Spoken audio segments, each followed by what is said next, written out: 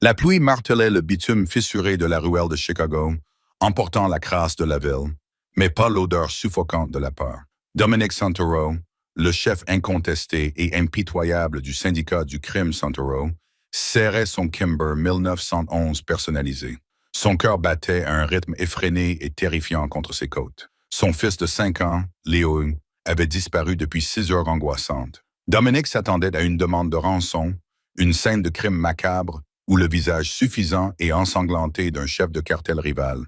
Au lieu de cela, alors que les lampes torches tactiques de ces hommes perçaient l'obscurité de minuit, il découvrit que le cœur de son empire sanglant dormait profondément, son petit visage baigné de larmes, enfoui en sécurité dans les genoux d'une femme tremblante, couverte de saleté et vêtue d'un manteau déchiré et trop grand.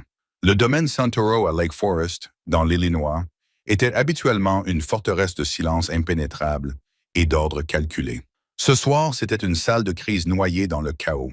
Dominic Santoro se tenait à la tête d'une immense table en acajou, les jointures blanchies alors qu'il appuyait de tout son poids contre le bois poli. Les écrans recouvrant le mur du fond clignotaient, diffusant en direct les images des caméras de circulation de la ville. Un logiciel de reconnaissance faciale scannait des milliers de visages par seconde. Rien. Léo avait disparu. Le patron Vincent Costa, bras droit et plus ancien confident de Dominic, entra dans la pièce. Le costume Brioni sur mesure de Vincent était trempé aux épaules, son visage un masque sinistre de panique maîtrisée. On a mis le sud de la ville sens dessus-dessous. La famille Mercer nie toute implication et nos informateurs au sein de l'équipe O'Reilly jurent n'avoir vu aucune trace du garçon. Les gardes postés autour du parc. On s'en est occupé. Dominic ne broncha pas face à l'implication du sort réservé aux gardes. Ses yeux bleus glacés, d'ordinaire perçants et calculateurs, étaient vidés de toute vie par la terreur sans pareille d'un père. Léo était son seul lien avec l'humanité. Après la mort de sa femme Isabella, dans un attentat à la voiture piégée il y a 3 ans, Léo était devenu la seule raison pour laquelle Dominic n'avait pas réduit toute la ville de Chicago en cendres. « Je me fiche de leur dénégation, Vinny. » La voix de Dominic était un murmure rauque et mortel qui fit se raidir les hommes lourdement armés dans la pièce. « Je veux que Silas Mercer soit pendu par les chevilles au pont de Dearborn Street. D'ici le lever du soleil, si je n'ai pas retrouvé mon fils, tu auras le commissaire de police à ta solde. Sers-toi de lui.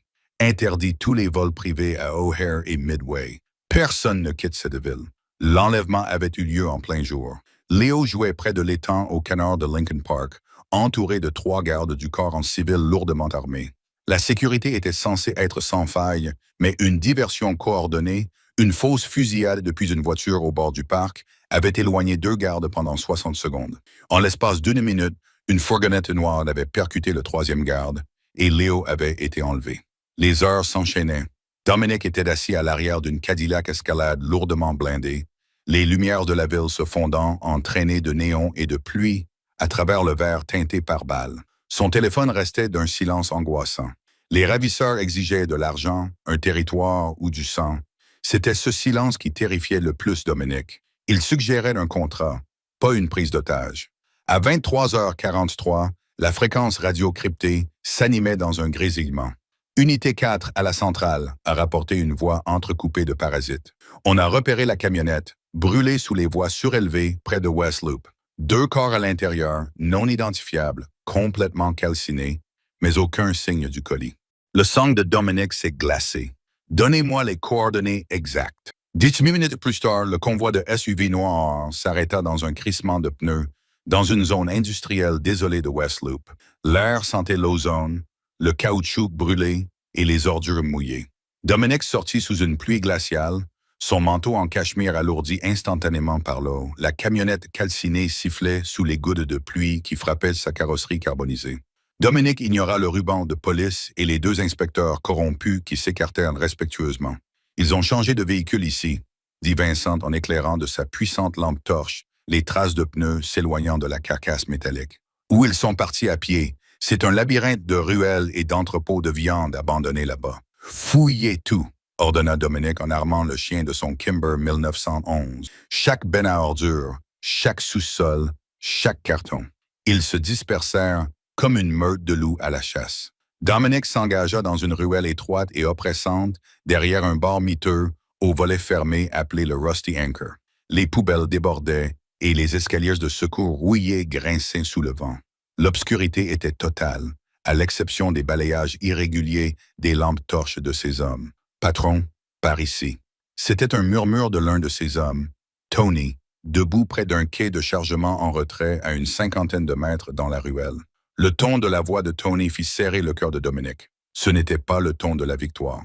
C'était le ton du choc. Dominic se mit à courir, ses chaussures en cuir hors de prix éclaboussant les flaques boueuses. Il bouscula ses hommes pour se faufiler dans la niche, à l'abri du pire de la pluie, grâce à un auvent en tôle ondulée. Là, assise sur un matelas trempé entouré de cartons jetés, se trouvait une femme. Elle ressemblait à un fantôme, le visage barbouillé de suie et de saleté. Sa silhouette était engloutie dans un trench coat pour homme, trop grand et usé jusqu'à la corde. Ses cheveux blonds foncés, mouillés, lui collaient aux joues, et là, recroquevillé en boule contre sa poitrine, enveloppé dans la laine épaisse de son manteau pour se réchauffer, se trouvait Léo. Le garçon était indemne, sa poitrine se soulevant et s'abaissant au rythme profond et régulier du sommeil. Ses petits doigts s'agrippaient fermement au tissu du pull effiloché de la femme. Dominic se figea. Le chef de mafia impitoyable, un homme qui avait orchestré la chute d'Empire d'un simple geste de la main, sentit ses genoux menacés de fléchir. Le monde se réduisit à la vue de la poitrine de son fils, qui se soulevait et s'abaissait. Pendant une fraction de seconde, un immense soulagement envahit Dominic, si puissant qu'il eut un goût de fer dans la bouche. Mais ce soulagement fut instantanément et violemment remplacé par une vague de rage aveuglante et meurtrière. Cette femme était une vagabonde, une toxicomane sans domicile fixe, peut-être. Avait-elle trouvé son fils par hasard, ou pire, faisait-elle partie du trafic? Dominic leva son arme, la pointant droit au centre du front de la femme. Autour de lui, 3 de ses hommes imitèrent son geste. Des viseurs laser rouges se posèrent sur son visage pâle, maculé de saleté. « Ne bouge pas !» grogna Dominic d'une voix grave et terrifiante. « Remette-le-moi lentement. » La femme ne cria pas. Elle ne tressaillit pas et ne leva pas les mains en signe de reddition. Au contraire, sa réaction fut la dernière à laquelle Dominic s'attendait. Elle lui fit signe de se taire violemment. « Baisse la voix !» siffla-t-elle, les yeux rivés sur lui avec une intensité féroce et débridée qui stupéfia momentanément le parrain de la mafia. Elle serra instinctivement Léo plus fort contre elle, protégeant les oreilles du garçon endormi des voix bruyantes. Il avait enfin cessé de pleurer 10 minutes plus tôt. « Si tu le réveilles, je jure devant Dieu. » Dominic baissa son arme d'1 millimètre, complètement déconcerté, et s'avança, se glissant entièrement sous l'auvent d'Antole. Alors que ses yeux s'habituaient à l'obscurité et que la lampe torche de Vincent éclairait la périphérie de la niche, la véritable scène se révéla. La femme ne se contentait pas de tenir Léo. Elle le protégeait. À sa droite, partiellement dissimulé par une poubelle renversée, gisait un homme massif vêtu d'une veste tactique noire. Il était inconscient. Sa respiration était sifflante, haletante et humide. Un lourd tuyau en fer gisait abandonné près de sa main inerte. Le regard de Dominic revint brusquement sur la femme. Pour la première fois, il remarqua les détails macabres. Ses mains agrippant son fils tremblaient et étaient couvertes d'entailles profondes. La manche gauche de son manteau était déchirée et un flot continu de sang noir imprégnait la laine, coulant sur le matelas. Dans sa main droite, cachée jusqu'alors sous les plis du manteau, elle tenait sans force le goulot brisé et irrégulier d'une bouteille de whisky. Le verre était taché de rouge. « Qui êtes-vous » demanda Dominic, l'hostilité s'évanouissant de sa voix, remplacée par une confusion prudente et profonde. « Carly. » Elle expira. Son adrénaline retombait manifestement. Sa tête s'affaissa contre le mur de briques, ses paupières papillonnant alors que la perte de sang faisait son effet. « Êtes-vous son père? » « Oui. » Carly poussa un soupir tremblant. Il a dit que son papa était un géant. « Vous correspondez parfaitement à la description. » Elle baissa les yeux vers le garçon endormi, un sourire doux et triste, perçant la crasse sur son visage. Ils ont abandonné la camionnette à quelques pâtés de maison d'ici. Je me reposais ici. J'ai vu cet homme. Elle fit un signe de tête faible, en direction du géant inconscient, le traînant dans la ruelle. Il essayait de mettre un chiffon sur la bouche du gamin. Je ne pouvais pas rester là à regarder. Vincent s'avança pour inspecter l'homme inconscient. Il lui donna un coup de pied pour le retourner sur le dos. « Patron » murmura Vincent en reconnaissant le visage. C'est l'un des gros bras de Mercer, un homme de main nommé Griggs. Vincent regarda Carly, puis la bouteille cassée dans sa main. Son expression était un mélange d'incrédulité et d'admiration. « Tu as mis KO un homme de main du cartel de 113 kg avec une bouteille. » Je l'ai d'abord frappé par derrière avec une brique, corrigea Carly d'une voix faible, qui s'affaiblissait dangereusement. Puis il a sorti un couteau et m'a entaillé le bras. J'ai attrapé la bouteille, j'ai visé le coup, j'ai raté, je l'ai touché à la clavicule. Il est tombé et s'est cogné la tête contre le tuyau. Elle parlait de cette violence brutale avec un détachement et un engourdissement, comme si elle décrivait un simple accident de voiture. Elle était en train d'entrer en état de choc. Dominic rangea son arme dans son étui. Il s'avança et s'agenouilla sur le matelas crasseux, ignorant la saleté qui abîmait son costume. Il tendit ses grandes mains calleuses, glissant doucement sous son fils. Alors que Dominic éloignait Léo, le garçon remua et ouvrit les yeux. « Papa !» marmonna Léo d'une voix endormie. « Je suis là, moi Colo-Leone !» parvint à articuler Dominic en serrant le garçon contre sa poitrine, enfouissant son visage dans les cheveux de Léo. « Papa est là pour toi. » Léo regarda par-dessus l'épaule de Dominic en direction de Carly, qui s'affaissait désormais dangereusement sur le côté. « Carly m'a protégé, papa, comme une super-héroïne. Mais elle saigne. » Dominic se retourna. Les yeux de Carly se révulsèrent.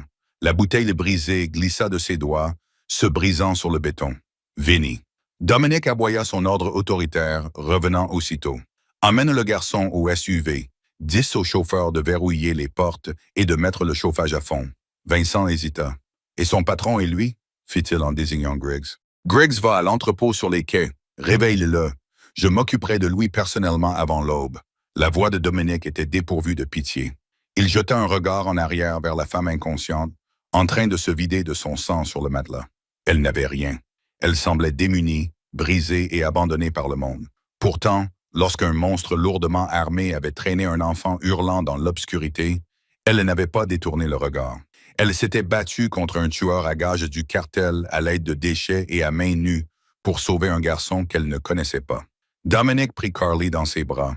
Elle était d'une légèreté inquiétante, son corps frêle sous le lourd manteau trempé. « Et la femme? » demanda Vincent, qui suivait Dominic tandis que celui-ci la portait hors de la ruelle. « Elle vient avec nous? » déclara Dominic d'un ton ne laissant aucune place à la discussion. « Appelle le docteur Blackwood. Dis-lui de préparer la salle d'opération au domaine.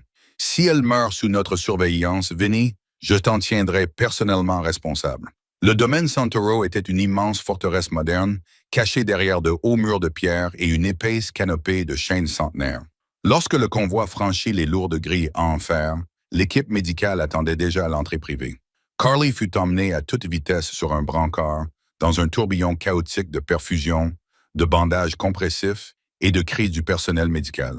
Dominic, encore couvert de la saleté de la ruelle et des larmes de son fils, refusa de quitter l'aile médicale. Il s'assit dans un fauteuil en cuir moelleux dans le couloir, Léo endormi une fois de plus sur ses genoux, enfin en sécurité dans sa propre maison. 2 heures s'écoulèrent. Les lourdes portes en chaîne de la suite médicale privée s'ouvrirent enfin, et le docteur Harris Blackwood en sortit, baissant son masque chirurgical. C'était un chirurgien traumatologue discret et très bien payé qui avait soigné plus de blessures par balle pour le syndicat Santoro qu'il ne pouvait en compter. Son état s'est stabilisé, Dominic, dit le docteur Blackwood à voix basse, en observant le garçon endormi. C'était une lacération profonde de l'artère brachiale. Elle a perdu énormément de sang. La malnutrition et l'exposition au froid n'ont pas amélioré ses chances non plus. Son corps est à bout de force. Elle est gravement sous-alimentée, épuisée, et son système immunitaire est pratiquement inexistant. Mais c'est une battante. Les sutures tiendront. « Va-t-elle se réveiller ?» demanda Dominic d'une voix basse. « Elle est sous sédatif puissant. Elle dormira toute la nuit. Elle en a besoin. » Dominic acquiesça, congédiant le médecin. Il porta Léo avec précaution jusqu'à sa chambre, un immense sanctuaire rempli de jouets au 2e étage. Il borda le garçon, remontant la lourde couette en duvet jusqu'à son menton. Il posta 2 de ses meilleurs hommes, lourdement armés, à l'intérieur de la pièce et 2 autres devant la porte. Il ne prendrait plus jamais de risque. En descendant le grand escalier, Dominic trouva Vincent qui l'attendait dans le bureau, en train de se servir 2 verres de Macallan 25 ans d'âge. Griggs chante la barcarolle. « Patron », dit Vincent en tendant un verre en cristal à Dominic. C'était Silas Mercer. Mercer voulait utiliser le garçon comme moyen de pression pour vous forcer à céder les routes maritimes de l'autorité portuaire. Griggs a paniqué quand les flics ont envahi le point d'extraction, a abandonné la camionnette et a tenté de traîner le gamin à pied vers un refuge secondaire. Mère a signé son propre arrêt de mort, dit Dominic en prenant une gorgée de scotch. Le feu liquide ne fit rien pour faire fondre la glace dans ses veines. Rassemblez les capitaines. Demain, on part en guerre. Mais d'abord, qu'as-tu découvert sur cette femme? Vincent s'approcha du bureau en acajou et prit un dossier en papier craft. Pendant le peu de temps où Carly était en salle d'opération, le vaste réseau de renseignements du syndicat avait mis au jour toute sa vie. Elle s'appelle Carly Hayes, 26 ans. Vincent lut d'un ton inhabituellement sobre. Ce n'est pas une junkie, patronne. Elle n'est même pas une vagabonde par choix. Jusqu'à il y a 3 semaines, elle était serveuse au Joe's All-American Diner à Evanston. Elle a fait des doubles services pendant 4 ans. Dominic fronça les sourcils, appuyé contre la cheminée. Que s'est-il passé? Des dettes médicales, expliqua Vincent.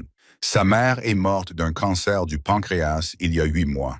Carly a dilapidé ses économies, a atteint le plafond de ses cartes de crédit et a contracté des prêts abusifs pour payer des traitements à sa charge en essayant de la sauver. Quand sa mère est décédée, les agents de recouvrement ont envahi sa vie. Son propriétaire l'a expulsée illégalement il y a 1 mois. Elle vivait dans sa voiture, une Honda Civic de 2008, jusqu'à ce que la boîte de vitesse rende l'âme la semaine dernière. C'est pourquoi elle se retrouvait à la rue. Elle n'avait nulle part où aller. Pas de famille, pas d'amis ayant les moyens de l'accueillir. Dominic fixait son verre. Carly Hayes, une serveuse qui avait tout perdu à cause d'un système défaillant, dépouillée de son foyer et de sa dignité. Pourtant, elle possédait plus de courage et d'honneur que les hommes riches et puissants avec lesquels Dominic traitait quotidiennement. Elle avait risqué sa vie, se faisant littéralement entailler le bras au couteau pour l'enfant d'un inconnu, sans rien demander en échange. Elle s'est réveillée brièvement pendant que les infirmières la nettoyaient, ajouta Vincent avec hésitation.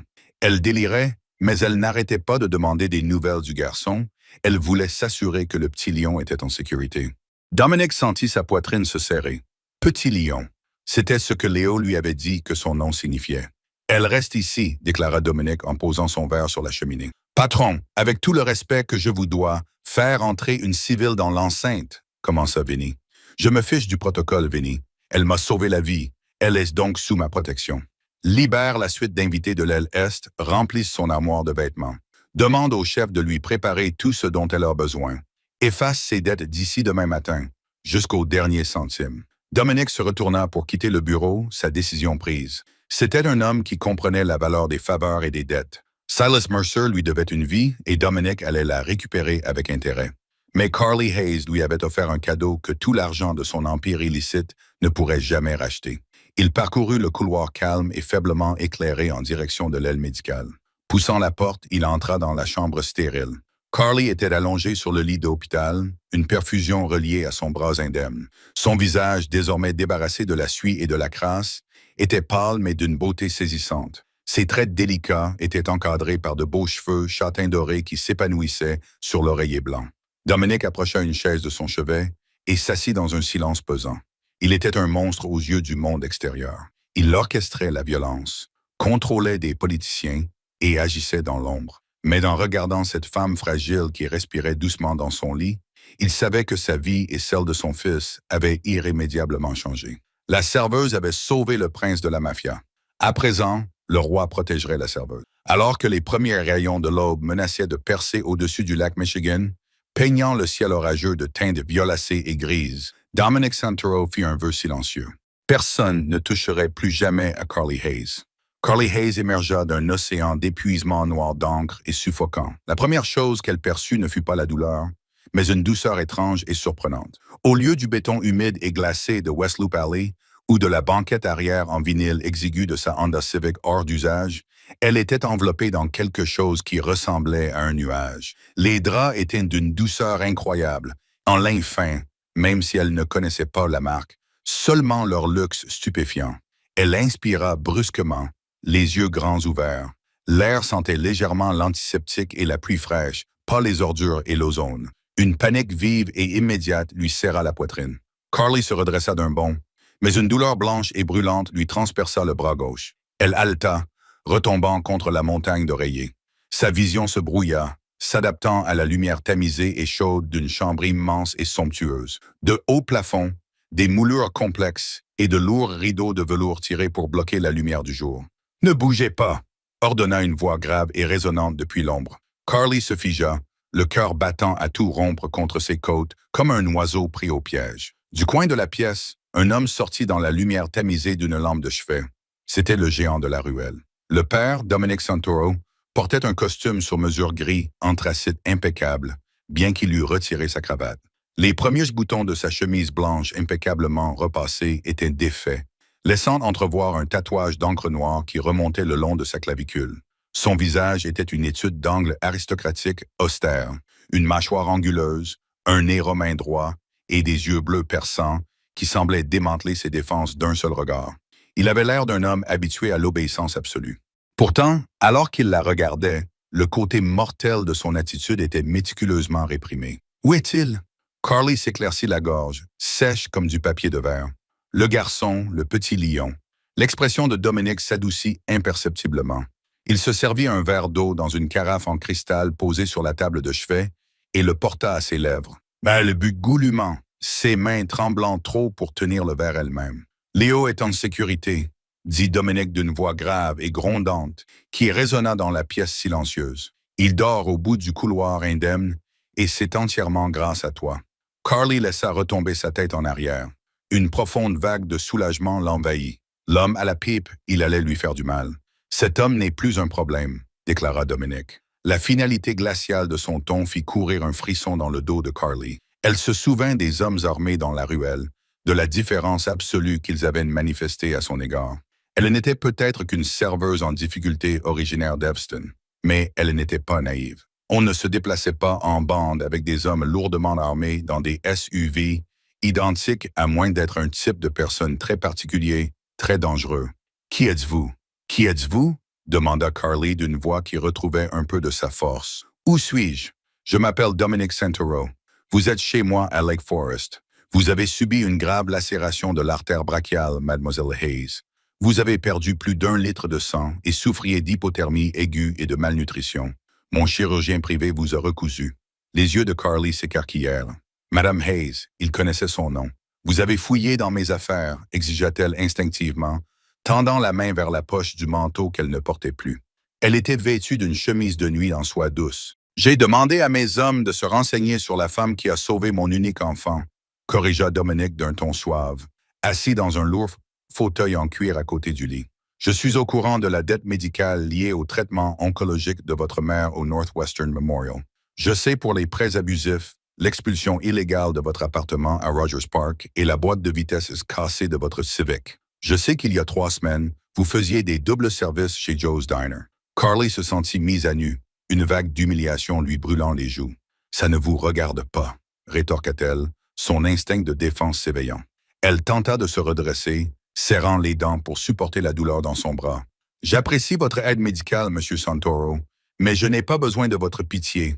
Où sont mes vêtements? Je m'en vais. » Dominic ne bougea pas, mais la température de la pièce sembla chuter de 10 degrés Celsius. « Vous n'êtes pas en état de marcher jusqu'à la salle de bain, encore moins de quitter ce domaine, et vous n'avez nulle part où aller. Je trouverai une solution. »« Je le fais toujours, » rétorqua Carly, le menton tremblant malgré son regard féroce. « Je n'ai rien à faire ici, et je n'ai certainement rien à voir avec ce que vous faites. » Dominic se pencha en avant, posant ses coudes sur ses genoux, ses mains massives jointes. Il la fixa, évaluant l'esprit brut et intact d'une femme que le monde avait systématiquement réduite à la misère. « Vous devez une somme totale de 84 000 $ à divers créanciers, hôpitaux et prêteurs peu recommandables, Carly, » dit Dominic calmement. À 6 heures ce matin, ces comptes ont été intégralement soldés. Les soldes sont à 0. Carly retint son souffle. Elle le fixa, l'esprit complètement vide. « Quoi? Les dettes sont payées. La transmission de ta voiture n'a aucune importance, car le véhicule a été mis à la casse. Un nouveau compte bancaire a été ouvert à ton nom à la Chase Bank avec un solde initial de 500 000 $.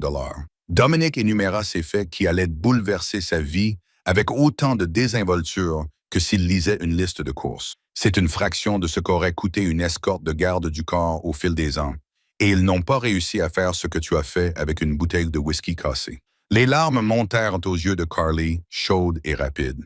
La colère, l'incrédulité et un sentiment écrasant et irrésistible de choc s'entrechoquèrent dans sa poitrine. Vous ne pouvez pas simplement m'acheter, murmura-t-elle, la voix brisée. Je n'ai pas sauvé votre fils pour une récompense. Je l'ai sauvé parce que c'était un enfant terrifié. Vous ne me devez rien. C'est moi qui vous dois la vie. Dominique la corrigea, ses yeux bleus s'embrasant d'une soudaine et féroce intensité. Léo est ma vie. Dans mon monde, une dette de sang est absolue. Je protège ceux qui protègent les miens. Avant que Carly n'ait pu protester, la lourde porte en chêne s'ouvrit en grinçant. Une petite silhouette en pyjama de super-héros passa la tête par l'encadrement. Les yeux sombres de Léo, à l'image de ceux de son père, se fixèrent sur Carly. « Carly », murmura le garçon d'une voix incroyablement fragile. L'attitude de Dominique passa instantanément de celle d'un chef de gang autoritaire à celle d'un père tendre. « Viens ici, Piccolo », l'encouragea-t-il doucement. Léo traversa le tapis personne à pas feutrés, serrant contre lui un ours en peluche usée. Il ignora le bras tendu de son père et se dirigea directement vers le bord du lit. Il regarda le bras de Carly, lourdement bandé, la lèvre inférieure tremblante. « Ça fait mal ?»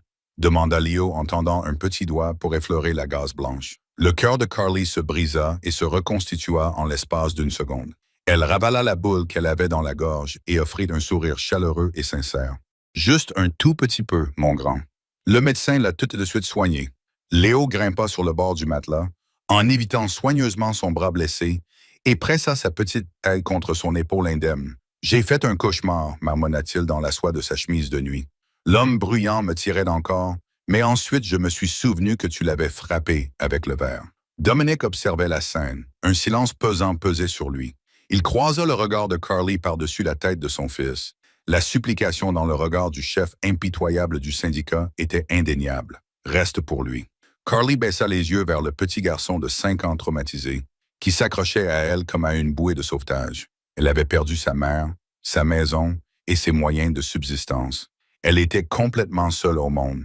Et pourtant, dans cette immense et terrifiante forteresse qu'était cette maison, on avait soudain besoin d'elle. « D'accord », murmura Carly en enroulant son bras valide autour du garçon, les yeux rivés sur Dominique dans une attitude défensive. « Je resterai jusqu'à ce qu'il se sente à nouveau en sécurité. » Dominique acquiesça d'un bref signe de tête. « Tout ce dont tu as besoin, Carly, la maison est à toi. » 2 semaines se transformèrent en 3.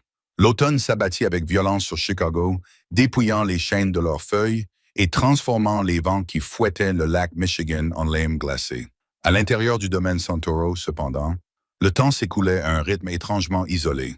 Le bras de Carly guérit rapidement sous les soins méticuleux du Dr. Blackwood, laissant une cicatrice irrégulière et violente qui serpentait de son biceps jusqu'à son coude. Physiquement, elle se remettait. Elle avait repris une partie du poids qu'elle avait perdu dans la rue, ses joues s'étaient repulpées et sa peau avait retrouvé un éclat sain, comme embrassé par le soleil. Mais mentalement, Carly vivait dans un état de choc permanent. Elle était une serveuse de dîner, propulsée dans un monde de richesse incompréhensible et d'ombre glaciale. Sa garde-robe dans la suite d'invités de l'aile Est avait été remplie de pulls en cachemire, de pantalons sur mesure et de chemisiers en soie par une personal shopper haut de gamme. Elle insistait pour faire sa lessive elle-même, une habitude qui déconcertait profondément le personnel de maison tentaculaire du domaine. Elle se sentait comme une imposteur jouant à se déguiser dans une maison de poupées très chère et très dangereuse. Son ancrage, cependant, était Léo. Le garçon souffrait de terribles terreurs nocturnes, se réveillant en hurlant à propos de la fourgonnette noire et des mains lourdes qui l'entraînaient. Dominique, malgré sa réputation terrifiante dans la ville, était d'une patience à toute épreuve avec son fils, passant des heures assis à son chevet. Mais c'était Carly que Léo recherchait pendant la journée. Carly lui apprenait à faire des cookies aux pépites de chocolat à partir de zéro dans l'immense cuisine de qualité industrielle, recouvrant les plans de travail en inox de farine, tandis que le chef cuisinier observait la scène avec une horreur silencieuse. Elle lui faisait la lecture dans la véranda aux parois de verre, laissant le garçon s'endormir la tête posée sur ses genoux, une reconstitution rassurante de la nuit terrifiante où ils s'étaient rencontrés. Et Dominique observait toujours. Il les observait depuis l'embrasure de la porte de son bureau ou depuis la terrasse surplombant les jardins. Carly sentait constamment le poids de son regard. Ce n'était pas un regard prédateur, c'était un regard intensément analytique, empreint d'une gratitude tacite et bouillonnante et de quelque chose de plus sombre, quelque chose qu'elle ne pouvait pas tout à fait nommer. Il parlait rarement du monde extérieur. Dominique quittait le domaine en convoi blindé tôt le matin et revenait tard dans la nuit. Parfois, il revenait en sentant les cigares de luxe et la pluie. D'autres fois, comme ce mardi de fin octobre, il revenait en sentant le cuivre et l'eau de Javel, les jointures meurtries, la mâchoire crispée dans une ligne rigide de fureur. L'illusion de sécurité vola en éclats un jeudi après-midi pluvieux. Carly se trouvait dans la bibliothèque, une immense pièce à double hauteur remplie de premières éditions reliées en cuir. Elle cherchait un livre d'aventure précis que Léo avait demandé. Les lourdes portes en chêne claquèrent et des voix résonnèrent dans le couloir depuis le bureau de Dominique. Carmine riposte. La voix de Vincent Costa s'infiltra, teintée de tension. Carly figea sa main, suspendue au-dessus d'un dos de livres poussiéreux.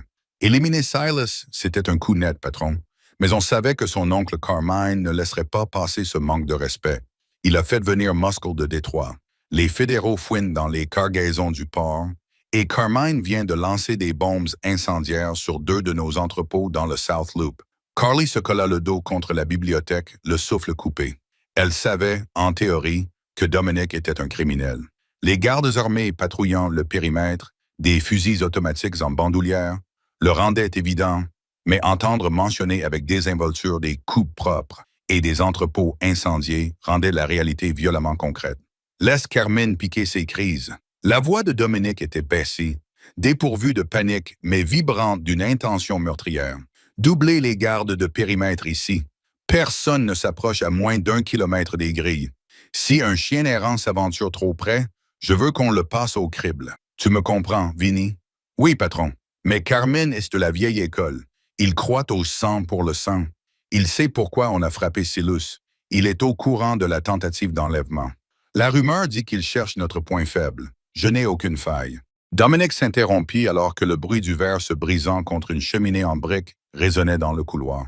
Carly sortit de la bibliothèque, le cœur battant à tout rompre. Elle marcha tout droit dans le couloir, l'épais tapis étouffant ses pas. Elle poussa la lourde porte du bureau pour l'ouvrir en grand. Dominique et Vincent tournèrent brusquement la tête vers elle. Vincent porta instinctivement la main à sa hanche, un réflexe né de la violence, avant de la reconnaître et de reculer. L'expression de Dominique se durcit, un masque de pierre froide se posant sur ses traits. « Vinny, laisse-nous 1 minute », ordonna Dominique. Vincent fit un signe de tête à Carly, le visage empreint d'un respect austère, puis quitta la pièce en refermant la porte derrière lui. Carly se tenait au centre du bureau somptueux, entouré d'œuvres d'art inestimables et de bois d'acajou. « Tu as dit qu'on était en sécurité ici. » Dominique se dirigea vers le bar, se servant une bonne dose de scotch, le dos tourné vers elle. « Tu es en sécurité. Ce domaine est impénétrable. »« Ne me mens pas, » dit Carly, la voix tremblante, mais refusant de se briser. Elle traversa la pièce, réduisant la distance entre eux. « J'ai entendu Vincent dire qu'un homme nommé Carmine te poursuit parce que tu as tué celui qui a tenté d'enlever Léo. Tu as déclenché une guerre. » Dominique se retourna lentement. Le regard dans ses yeux était terrifiant. C'était le regard du monstre que le reste de Chicago craignait. Mais lorsqu'il parla, sa voix n'était qu'un murmure rauque. « J'ai mis fin à la menace qui pesait sur mon fils », corrigea Dominique en s'approchant d'elle. Il la dominait de toute sa hauteur, dégageant une chaleur magnétique et dangereuse. Silas Mercer a orchestré l'enlèvement. J'ai orchestré ses funérailles. C'est le monde dans lequel je vis, Carly. C'est la réalité de qui je suis. Et que se passera-t-il quand ce type comprendra que la nouvelle babysitter préférée de Léo vit chez toi?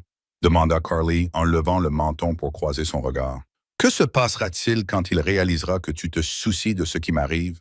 Dominique tendit la main, la laissant planer à quelques centimètres de son visage, avant que ses jointures ne frôlent doucement sa joue. Le contact était d'une tendresse surprenante, un contraste saisissant avec la violence dont il discutait. « Personne ne sait que tu existes, » dit Dominique, sa voix baissant d'une octave, intime et féroce. Aux yeux du monde extérieur, Carly Hayes avait disparu la nuit où la camionnette avait brûlé. « J'ai effacé toute trace de toi du système. Tu es un fantôme en sécurité entre ces murs. »« Je ne veux pas être un fantôme, » murmura Carly, reculant devant son contact, terrifiée par la façon dont elle s'était laissée aller. « J'ai survécu à la rue, Dominique. J'ai survécu à la perte de ma mère, à la perte de ma maison. Je ne survivrai pas si je deviens une victime collatérale d'une guerre de mafia. » Dominique serra les mâchoires. « Je réduirai cette ville entière en cendres avant de laisser une seule âme poser la main sur toi ou sur mon fils. Tu as ma parole. »« Ta parole est écrite dans le sang, » rétorqua Carly en se tournant vers la porte. « Et le sang s'efface. » Elle quitta le bureau, l'esprit en ébullition. La cité dorée dans laquelle elle vivait lui semblait soudain incroyablement petite, et la tempête qui se préparait hors de ses murs était plus sombre et plus meurtrière qu'elle n'aurait jamais pu l'imaginer. Elle devait faire un choix, fuir vers l'anonymat glacial d'un monde qui l'avait abandonné, ou rester et affronter le feu aux côtés du chef mafieux impitoyable et du petit garçon qui avait volé son cœur. La tension à l'intérieur du domaine de Lake Forest flottait dans l'air comme de la poudre humide. Pendant les 3 jours qui suivirent leur dispute dans le bureau, Carly évita activement Dominic. Elle passait ses journées recluses dans l'aile est ou dans la véranda avec Léo, l'esprit tourbillonnant de stratégies de fuite qu'elle savait ne jamais pouvoir mettre à exécution. La vérité était une pilule amère à avaler. Elle n'avait nulle part où aller. Et l'idée de laisser ce petit garçon de 5 ans traumatisé lui brisait le cœur. À l'extérieur, la tempête de la colère de Carmine s'abattait sur le syndicat. Les nouvelles filtraient à travers le personnel silencieux du domaine. Une façade légitime, une entreprise de logistique très rentable sur Waka Drive, avait été perquisitionnée par les fédéraux. 2 des capitaines de Dominic avaient survécu de justesse à une fusillade depuis une voiture devant le Gibson's Bar and Steakhouse sur Rush Street. La ville de Chicago saignait et le sang se rapprochait peu à peu des portes fortifiées du domaine. Cela s'est produit un mardi soir à 20 heures pile. Carly était éveillée, fixant les moulures complexes de son plafond, écoutant la pluie implacable de novembre fouetter le verre renforcé. Soudain, le bourdonnement ambiant de l'énorme système de climatisation du domaine s'est éteint. Le silence lourd et suffocant a duré exactement 3 secondes avant que les générateurs de secours ne parviennent pas à se mettre en marche. Le domaine a plongé dans une obscurité totale. Carly se redressa, ses instincts, aiguisés par des années passées au bord du désastre, lui criaient de se méfier. Les lumières de sécurité périphériques, qui baignaient habituellement les vastes pelouses d'une lueur blanche et crue, étaient éteintes. Plus terrifiantes encore, les Doberman qui patrouillaient dans les jardins intérieurs n'aboyaient pas. Un craquement sec et sourd résonna depuis l'aile ouest, le son indubitable d'un coup de feu étouffé. Carly n'hésita pas. Elle repoussa la lourde couette de soie, ignorant la vive douleur dans son bras en convalescence, et se précipita pieds nus dans le couloir. Le couloir était une caverne d'ombre. Elle connaissait la disposition par cœur et se dirigeait désormais à l'aveuglette vers la chambre de Léo. « Léo » murmura-t-elle frénétiquement en poussant la lourde porte en chêne. Les 2 gardes, habituellement postés à l'intérieur, avaient disparu. Un vent froid soufflait à travers la pièce. Les porte-fenêtres de style Juliette avaient été ouvertes de main de maître. La panique serra la gorge de Carly alors qu'elle se précipitait vers le lit. Il était vide. « Carly !» Une petite voix terrifiée gémit depuis l'intérieur de l'immense dressing. Elle plongea dans le dressing, tâtonnant à travers des rangées de petits costumes sur mesure et de jouets, jusqu'à ce que ses mains effleurent une épaule tremblante. Léo était recroquevillé derrière un lourd coffre à jouets en bois. Carly l'attira dans ses bras, pressant son visage contre son cou pour étouffer le moindre bruit. « Je te tiens, petit lion », murmura-t-elle, le cœur battant à tout rompre contre ses côtes. « Tu dois rester parfaitement silencieux, comme une souris. » Des bottes tactiques lourdes résonnèrent sur le parquet de la chambre. Des faisceaux de lampes torches feindirent l'obscurité, balayant le lit défait. « La cible n'est pas dans le lit. Fouillez les pièces adjacentes », ordonna une voix bourrue et inconnue par radio. Carly ferma les yeux de toutes ses forces. Le complexe était censé être une forteresse. Le système de sécurité était de type militaire, conçu par d'anciens consultants des services de renseignement. Pour franchir le périmètre, les chiens ont tué les gardes à l'intérieur et contourné les générateurs. Cela exigeait une connaissance intime et approfondie du domaine. Cela exigeait un complice à l'intérieur. Avant que les intrus n'atteignent les portes du placard, un rugissement assourdissant secoua toute l'aile. Ce n'était pas une arme à silencieux. C'était la détonation fracassante et terrifiante du Kimber Mill 911 personnalisé de Dominic. « Éloignez-vous de la chambre de mon fils. » La voix de Dominic résonna comme un son primitif et assourdissant qui fit vibrer le parquet. Des coupes de feu éclatèrent dans le couloir, un échange chaotique et aveuglant de canons étincelants et de cloisons en plâtre qui volaient en éclats. Carly couvrit les oreilles de Léo, l'enfouissant sous une pile de manteaux d'hiver. Elle jeta un coup d'œil à travers les lattes de la porte du placard. Dans le couloir, les lampes tactiques d'urgence finirent par s'allumer, baignant la scène d'une lueur rouge blafarde et pulsante. Dominic se déplaçait comme un fantôme. Il était vêtu d'un pantalon de survêtement sombre et d'un T-shirt, du sang maculait son épaule, mais sa visée était d'une précision redoutable. Il abattit 2 hommes en tenue tactique noire avant même qu'ils aient pu pivoter. Mais ils étaient trop nombreux. 4 autres dévalèrent le grand escalier. Dominic était coincé derrière un pilier de marbre, rechargeant son arme avec une rapidité mortelle acquise par l'entraînement. Puis l'impensable se produisit.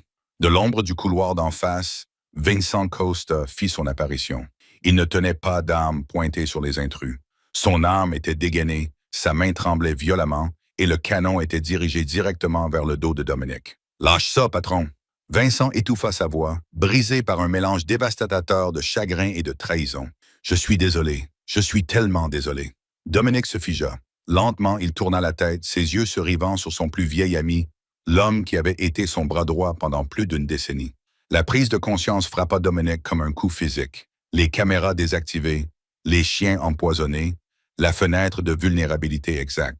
« Vinny !» dit Dominic, sa voix tombant dans un calme mortel au milieu des échos retentissants des coups de feu. « Qu'as-tu fait? » Carmen détient ma sœur Maria.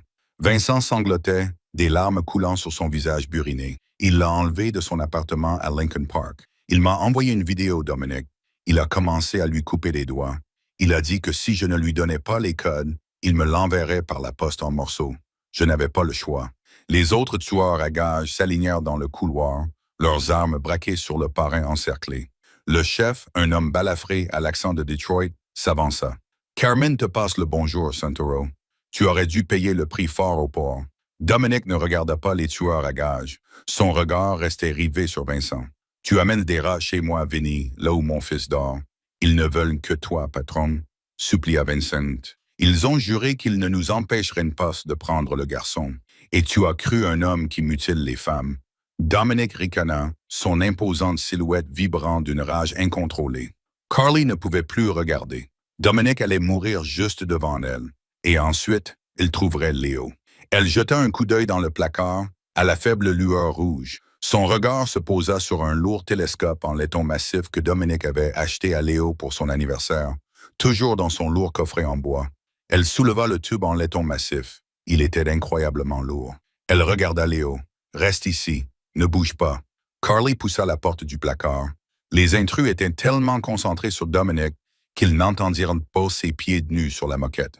Elle sortit de la chambre et s'avança dans le couloir, juste derrière le tueur à gages le plus proche de la porte. Avec un cri guttural, Carly brandit le lourd télescope en laiton comme une batte de baseball, mettant toute la force qui lui restait dans ce coup. Le laiton frappa l'arrière du crâne du tueur à gages dans un craquement écœurant. L'homme s'effondra instantanément, son fusil tombant bruyamment sur le sol. Cette distraction soudaine était exactement l'ouverture dont Dominic avait besoin. Il bondit de derrière le pilier, plaquant le chef de Detroit au sol, utilisant le corps de l'homme comme bouclier. Alors que les tueurs restants ouvraient le feu, Carly plongea à nouveau dans la chambre, traînant avec elle le fusil d'assaut tombé au sol. Elle n'avait jamais tiré avec une arme de sa vie, mais elle tâtonna avec la sécurité, les mains moites de sueur, et pointa le canon à l'aveuglette par l'encadrement de la porte, appuyant sur la gâchette. Le recul lui meurtrit l'épaule. Les rafales automatiques assourdissantes criblèrent sauvagement le plafond et les murs.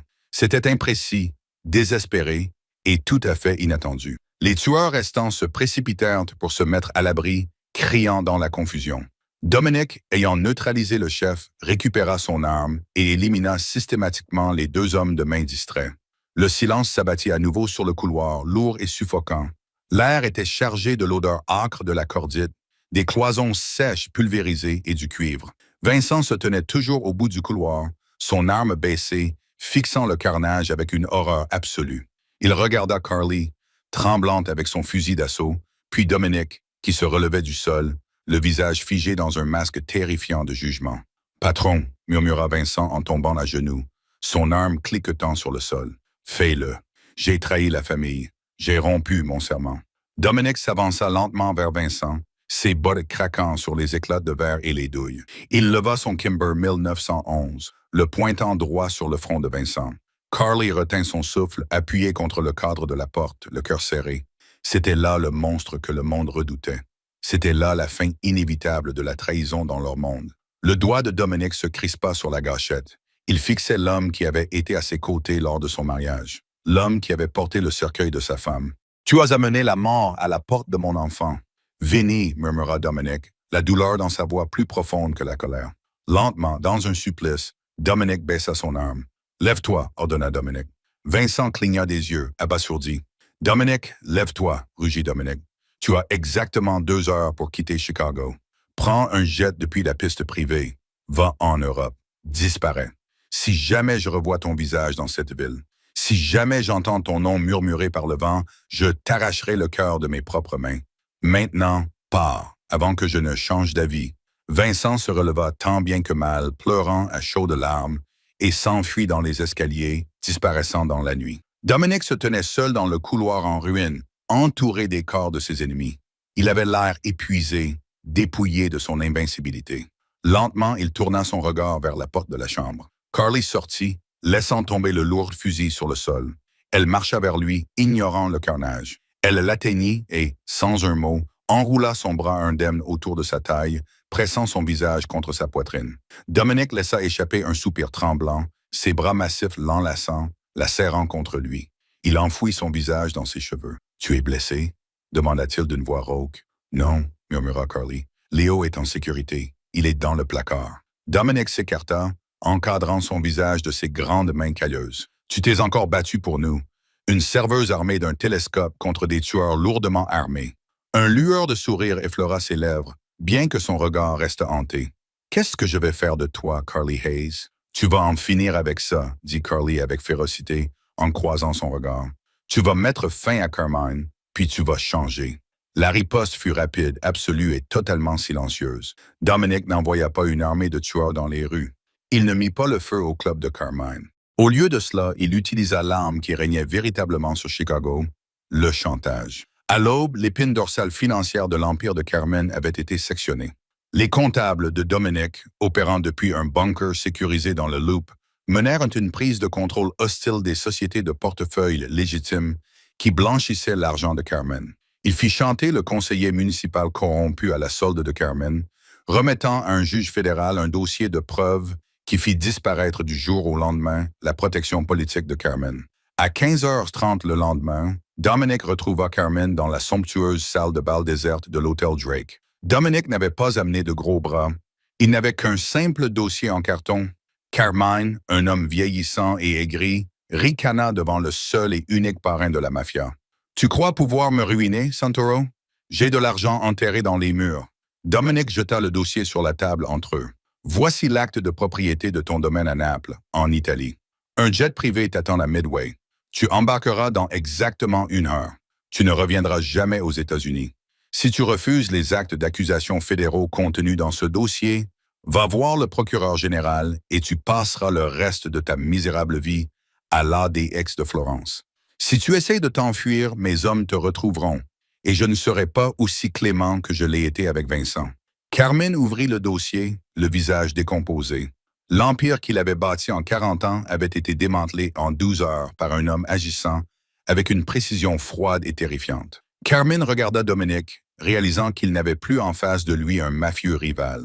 Il avait devant lui un roi intouchable. Carmine accepta l'accord.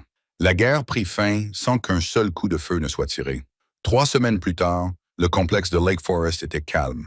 Les dégâts causés par l'intrusion avaient été entièrement réparés. La première grosse neige de décembre avait recouvert le domaine, le transformant en un pays des merveilles sereines et scintillantes. Carly se tenait dans la cuisine, en train de glacer soigneusement une fournée de biscuits au gingembre. Son bras était complètement guéri, ne laissant qu'une fine ligne argentée pour rappeler la nuit qui avait changé sa vie. Elle sentit une présence derrière elle avant d'entendre les pas. Dominic entra dans la cuisine, vêtu d'un épais pull en laine qui adoucissait sa silhouette imposante. Il s'appuya contre l'îlot en marbre, l'observant travailler. Le lourd fardeau de son empire semblait s'être légèrement allégé sur ses épaules. « La transition est achevée, » dit Dominic doucement. « J'ai confié la gestion quotidienne du syndicat au capitaine. Je garde la supervision, mais mes priorités changent. Logistique légitime, immobilier, technologie. » Carly s'interrompit, la poche à douille à la main. « Tu prends du recul. Je sors de l'ombre, » corrigea Dominic en s'approchant d'elle. « Je ne peux pas être l'homme qui ordonnait des assassinats et incendiait des entrepôts si je veux être le père que Léo mérite. Et je ne peux pas être cet homme si je veux avoir une chance avec toi. » Carly se tourna vers lui, le cœur battant à tout rompre comme à son habitude. Au cours du mois écoulé, Ils avaient tourné autour de l'attraction indéniable qui les rapprochait. Ils avaient partagé des moments de calme dans la véranda, des complicités tacites et un attachement mutuel pour le petit garçon qui les unissait. Je t'ai dit que je ne survivrais pas en tant que dommage collatéral, Dominic, dit Carly doucement, ses yeux cherchant les siens. Tu ne seras jamais un dommage collatéral. Promis, Dominic, tendant la main pour lui prendre délicatement la poche à douille des mains et la poser sur le comptoir. Il prit ses mains dans les siennes. Tu es la protectrice la plus farouche que j'ai jamais connue. Tu es entré dans ce monde sombre et tu y as apporté de la lumière. Tu as sauvé mon fils dans cette ruelle, mais tu m'as sauvé dans cette maison. Il lui caressa la joue, son pouce effleurant sa peau. Je suis un homme au passé sombre, Carly. Je ne peux pas effacer le sang sur mon compte, mais je peux construire un avenir qui soit digne de toi. Reste avec moi. Deviens ma compagne. Deviens sa mère. Les larmes montèrent aux yeux de Carly. Elle repensa aux nuits froides et solitaires passées dans sa voiture en panne, au poids étouffant de la dette, au sentiment d'être totalement invisible aux yeux du monde. Puis elle regarda l'homme puissant, terrifiant et farouchement aimant qui se tenait devant elle, lui offrant un empire et une famille. « Tu es un homme très têtu, Dominic Santoro », murmura Carly, une larme coulant sur sa joue. « Je suis un homme qui sait ce qu'il veut », murmura Dominic en se penchant vers elle. Lorsque leurs lèvres se rencontrèrent, ce n'était pas une étincelle, c'était une braise qui s'enflammait lentement. C'était une promesse de protection, de loyauté et d'un amour forgé dans le creuset de la violence et de la survie. Carly enlaça son cou, s'abandonnant enfin à la sécurité qu'elle avait tant lutté pour trouver. Soudain, un grand fracas retentit dans ce salon, suivi d'un éclat de rire. Dominic et Carly se séparèrent en souriant. Ils sortirent ensemble de la cuisine. Au centre de l'immense salon décoré, Léo était emmêlé dans une guirlande de lumière de Noël, jouant à la lutte avec un nouveau chiot Golden Retriever que Dominic lui avait acheté. Léo leva les yeux, le visage rayonnant d'une joie pure et sans mélange. Il les vit debout ensemble dans l'embrasure de la porte, la main de Dominic posée fermement sur le bas du dos de Carly. « Carly, papa, regarde ce qu'il a fait. » Léo rit en montrant du doigt le chien espiègle. Carly s'agenouilla pour aider le garçon à démêler les guirlandes, tandis que Dominic observait la scène, le cœur enfin comblé. Le parrain de la mafia avait trouvé son fils endormi sur les genoux d'une sans-abri, s'attendant à découvrir une victime. Au lieu de cela, il avait trouvé sa reine et un amour qui les gouvernerait tous. Le voyage depuis le trottoir froid et maculé de sang d'une ruelle de Chicago jusqu'aux salles dorées du domaine Santoro fut la collision de deux mondes diamétralement opposés. Carly Hayes, une serveuse sans le sou qui n'avait plus rien à perdre, a prouvé que la véritable force ne se mesure pas à la richesse ou à la puissance de feu, mais au courage de protéger les innocents.